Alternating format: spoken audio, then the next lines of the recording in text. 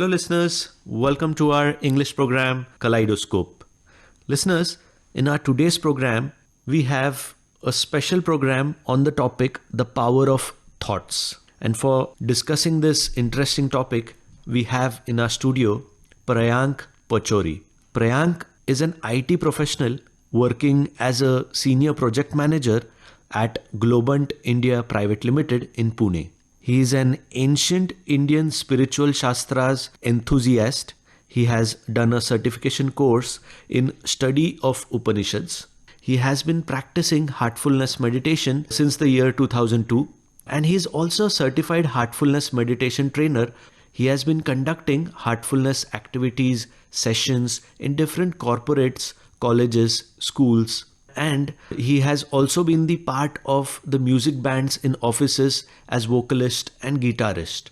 And to top it all, he is also a fine artist. He paints watercolor and acrylic paintings as well. You may also visit his spiritual articles, blogs on his own website www.godandi.in. So welcome Prayank to our English program Kaleidoscope. Thank you. Thank you so much, Gaurav. It's my pleasure to be here. So Prayank, firstly, it's an interesting profile. Like you are an IT professional, you are into music, you are into art, you are also a spiritual trainer. So like how did all this start? Honestly, to start with, I was having no idea that I am a good singer. As people say, I cannot claim myself for sure. Time permits, you can check my voice, how I sound like. Okay. But I think singing, or I can say that finesse in whatever I have done, whatever I am doing rather, it has all come after when I started meditation long ago. Before that, even I was not aware that even, I can really sing well or I can really play guitar. And you will not believe that just before 7-8 years back, I started playing guitar. Before that, I was not even aware. And I started meditation in 2002, right? So it's almost 20 years. But you are always interested in meditation since your childhood, or how did it start like that? So it started. Because in the year 2002, I don't remember like meditation was a thing back then in our society. Yeah, it was not that in thing. Yeah. You can say that right now it's like it's a buzzword. Yes. People do meditation for a lot of different reasons. People do it for stress management, and people do it rather for, getting the beautification, because people just do it, probably they will get some glow on their face. But yeah, it was there in me somewhere. Why? Because I got this interest. First of all, if I can like segregate these two things, religious stuff and spiritual stuff. I used to be very religious person because of my mother, or my parents rather, I can say, because she was having guru in her life. So you can say that was there in my DNA, spiritual DNA, if you can call it that. Then there was a pull towards meditation right from my school days. Because my principal sir, I was part of Hindi medium school.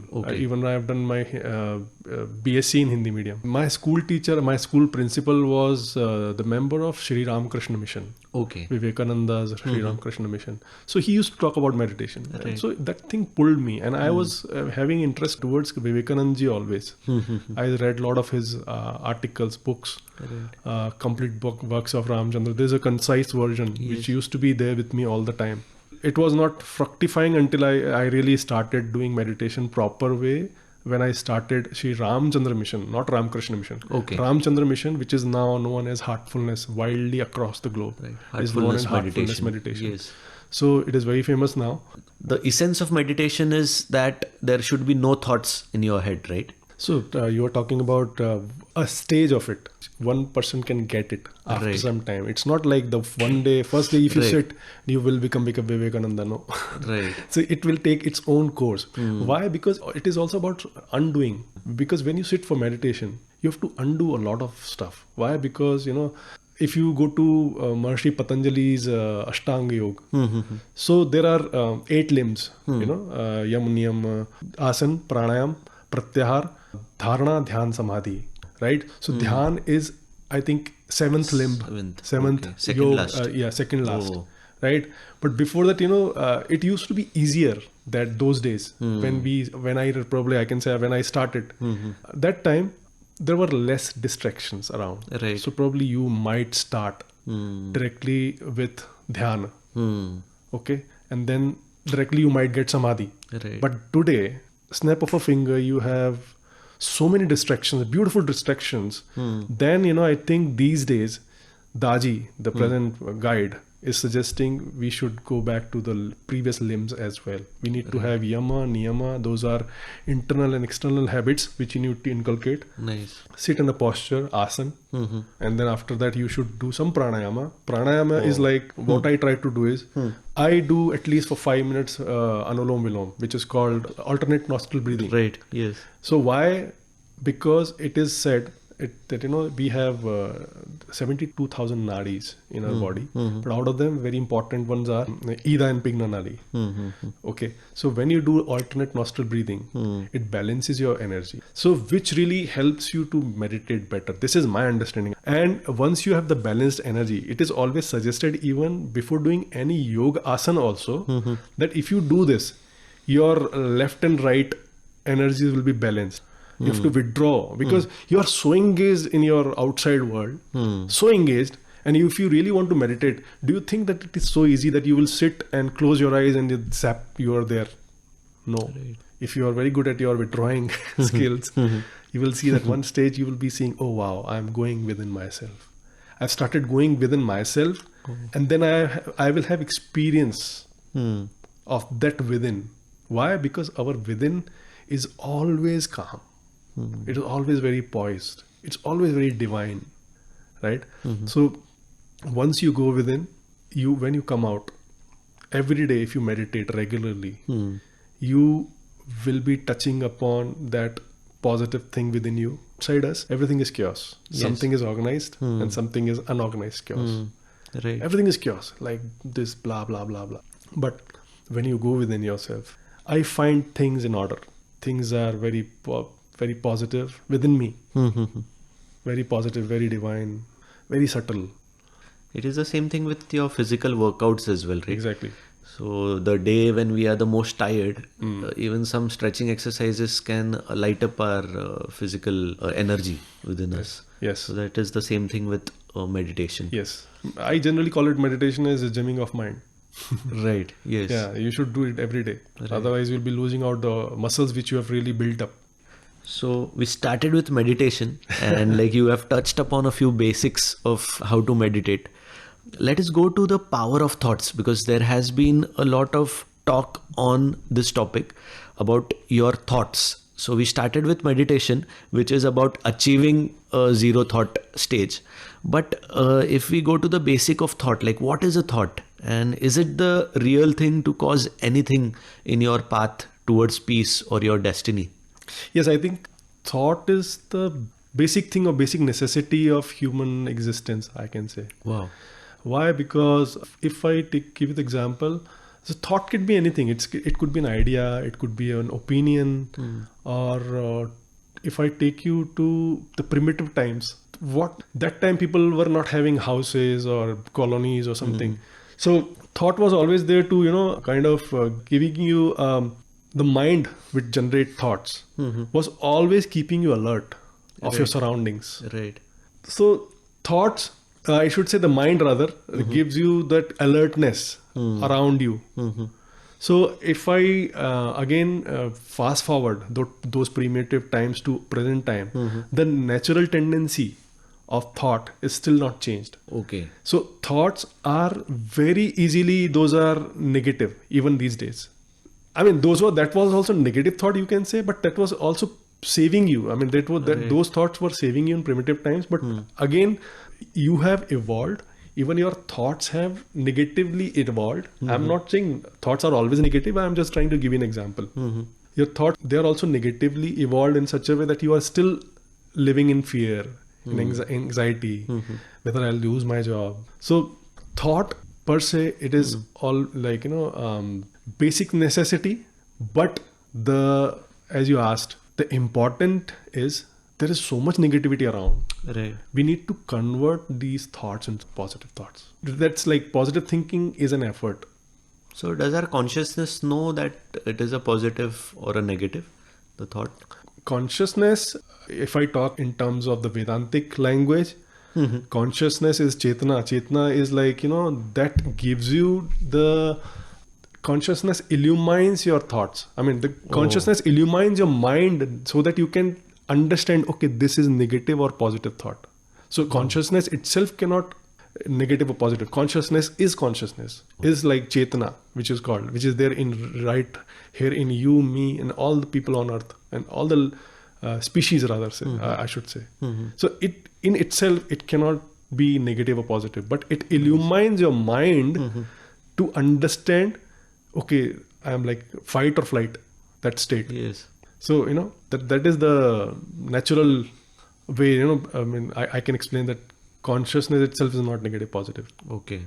But mind is. Mind is. And your thoughts make it positive or negative. Now, why it is important to understand you are getting affected by negative thoughts? Because your body, the whole, each cell level, you get affected by these. You heal faster if you are in positive state of mind, positive thoughts if you are generating, and you will be healing probably never or nowhere if you are always in the negative state of mind, if you are living in anxiety. I have a lot of examples where people have cured themselves, even things called cancer, by just giving thoughts, positive thoughts.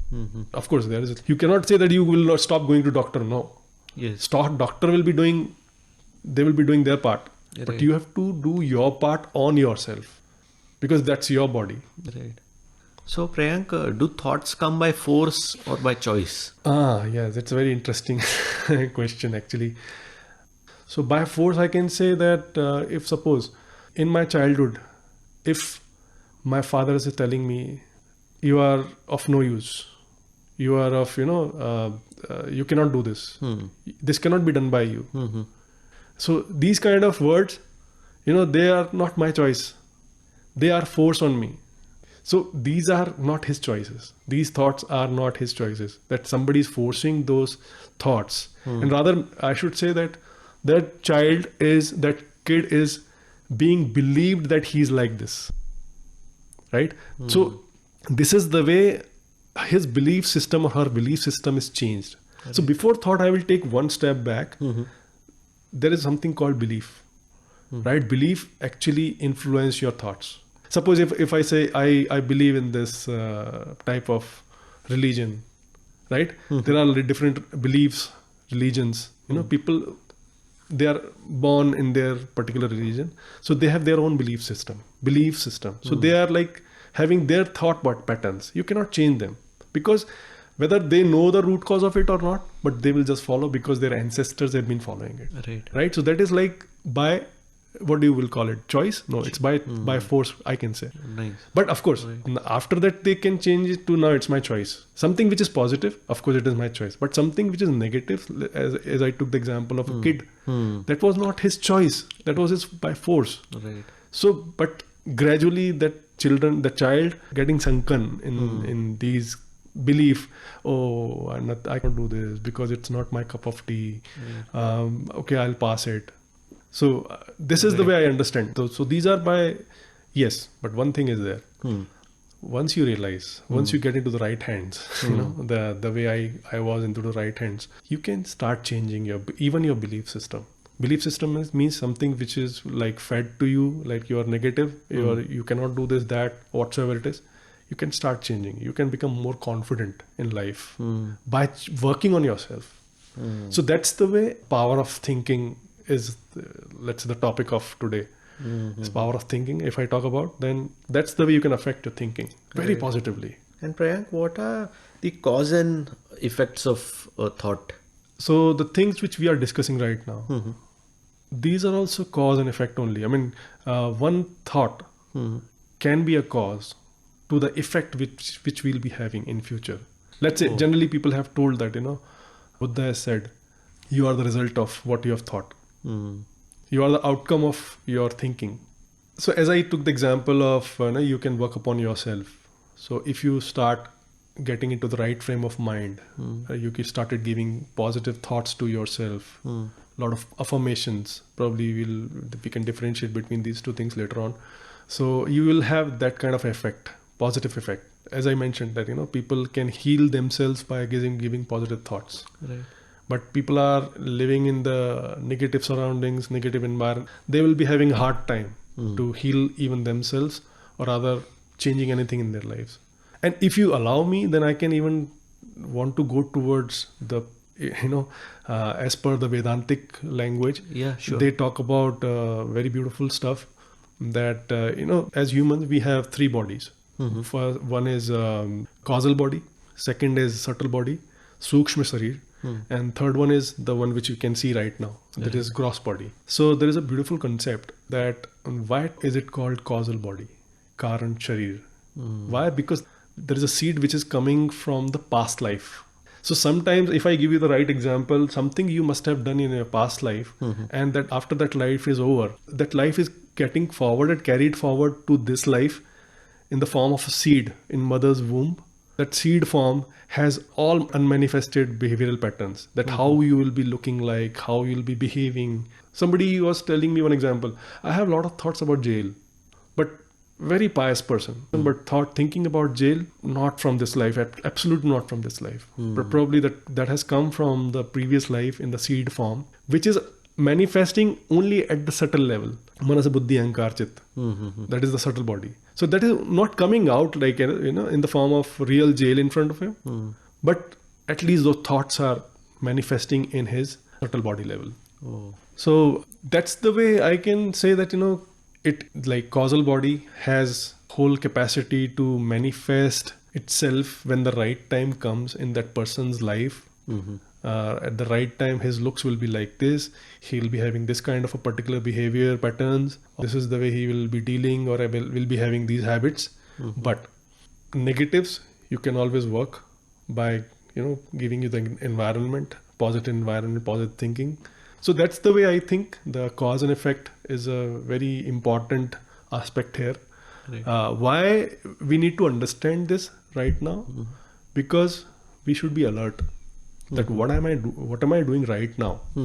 So this can be the cause for my future incidents or events happening. And if you believe in reincarnation, as a spiritual person, nobody wants the next life. Right.